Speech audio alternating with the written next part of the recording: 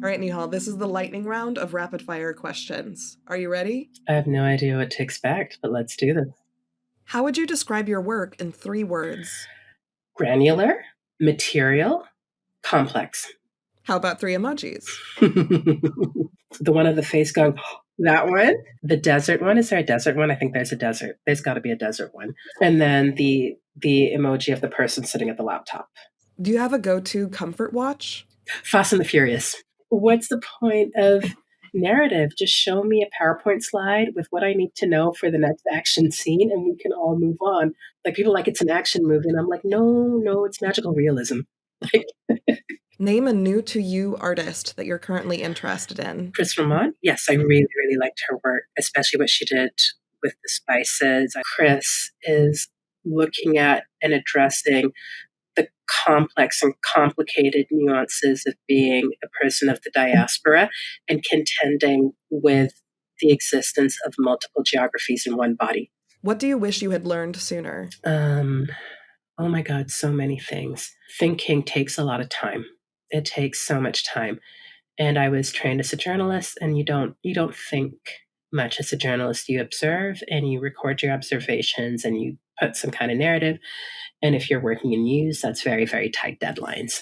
And so it's a very particular way of thinking. But for this kind of writing and work, I need time more than anything else. The other thing that I wish I had known, but I also don't know how you get to know it without time, is that a lot of it doesn't matter.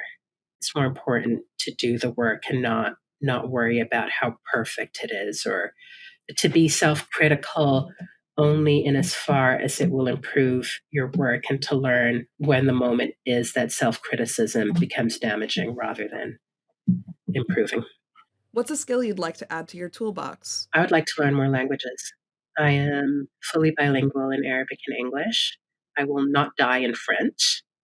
And one of the things that being able to operate fully in Arabic and English has given me is a different frame of reference for understanding the world.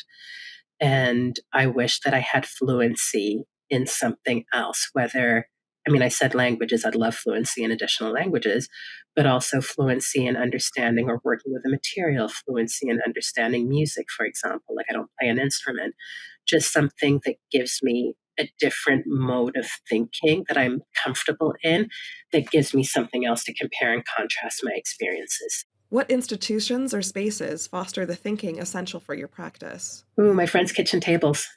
Like, when you're just hanging out and you're talking and they're like, what's on your mind? And you're like, well, I'm working on this. And they respond to it. Just spaces where I feel really comfortable and open. There's a lot of critiques of institutions, especially institutions of higher learning. But I think that what these spaces do is that they bring people together who are interested in the same thing. And so while it may not happen in the institution, it does happen because of the institution and what it has fostered. But for right now, I'd say, yeah, my friends' homes and public talks. Best sand moments in pop culture? For the 2024 Met Gala, Tyla wore a dress for Balmain made out of sand. And she carried a purse that was in hourglass, and it was in direct reference to the sands of time. And it was just this beautiful, highly impractical dress that she had to be cut out of later on. But it was just a stunning sand sculpture. And in my dreams, I get to have a conversation with Rustang and ask him, how did you make this happen? Why did you, how did you design it and pull it off? And the amount of people who sent me that dress was also pretty amazing. I have another sand pop culture moment though. So it's Anakin and Padme having this conversation in Star Wars Episode 2, Attack of the Clones. She starts talking about remembering her childhood on this island that they're at, and how some of her fondest memories were spending time on the beach. And it's a beautiful scene that she sets up, In response, Anakin says, I don't like sand. It's coarse and rough and irritating, and it gets everywhere. Now, Anakin grew up on Tatooine, where he was living this life of indentured servitude, and it became this way of this class difference between them magnified, and that she got to go to the beach and it was pleasurable. And those are her memories of sand, where he grew up with this horrible, rough challenging existence on a desert planet where there was sand everywhere, and it was just like a visceral reminder of his rough childhood. Thanks for checking out this Geek Shorts episode. This is just one of 10 chapters featuring the speaker's artwork, artistic practice, and direct conversations with the community.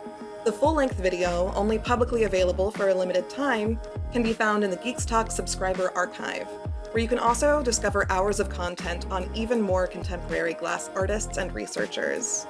As a BIPOC and artist-led organization, GEEX redefines the culture of contemporary glass by canonizing artists and thinkers who have been historically marginalized in the field.